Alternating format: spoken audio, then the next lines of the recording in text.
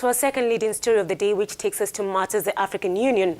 Now, the African Union has a new chairman. Egypt's President Abdel Fattah al-Sisi, I beg your pardon, my voice is about to disappear, has taken chairmanship of the 55-member African Union at the 32nd Ordinary Session in Addis Ababa, Ethiopia. Sisi addressed the summit after being elected the new chairman, saying he will focus on security on the African continent. The new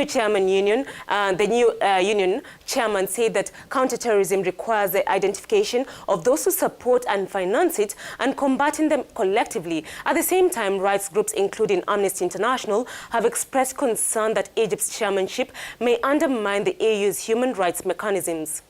This appointment as the current president of the African Union is in any case an opportunity for Abdel Fattah al-Sisi to strengthen his position on the African continent and not to be considered as a country focused solely on the Arab world. This is underlined in the Institute of Security Studies by Leslie. To try and better understand the challenges that will drive the organization in the coming year, we're in line with our correspondent in Addis Ababa, Robert Kodingo. Hello, Robert. What are the challenges facing the new current president of the African Union? Well, good morning. This is indeed a very good question and very interesting. However, it would be hard to describe or give an analysis on it without informing our audience or the people that Egypt for almost 6 years was not part of the African Union, while serving a suspension handed down to it in 2013.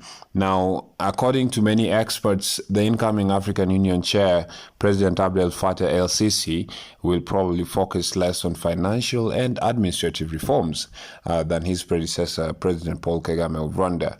This already will be a challenge, as peace and security is a major part of the Union's mandate, and Africa's security crisis will be something to watch on how his tenure will handle.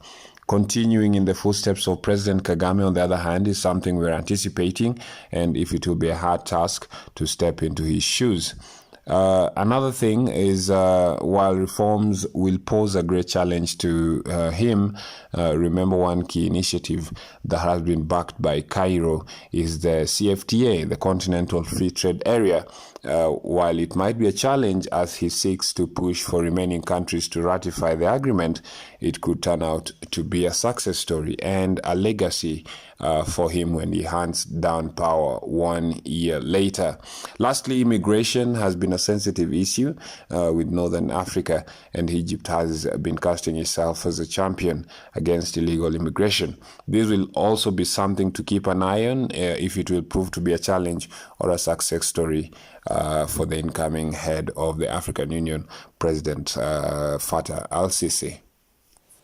Robert, we know that that is Paul Kagame, launched a series of reform agendas which have been a little difficult to implement. Will Sisi give these initiatives a boost to materialize?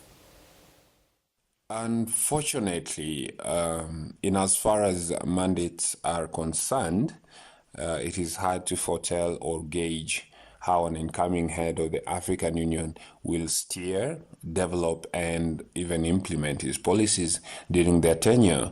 Now, there is a 50-50 chance that some things would change or get modified based on what his predecessor had started. Remember, the post rotates annually between the 5 regions of the continent, and the likelihood of every head coming on board with their own initiatives to make the union strong and functional is high and very unique. As I said earlier, security is a major concern in the continent, and it is easy to posit that under Egypt's leadership, the bloc will prioritize mediation and preventive diplomacy as one of the key mechanisms for promoting peace and security on the continent, notably focusing on AU's flagship project of silencing the guns in Africa by 2020.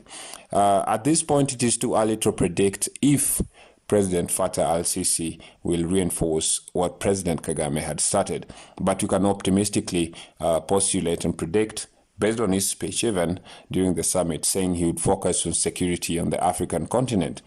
He said, and I quote, "mediation and preventive diplomacy will remain one of the priorities of the African Union," end quote.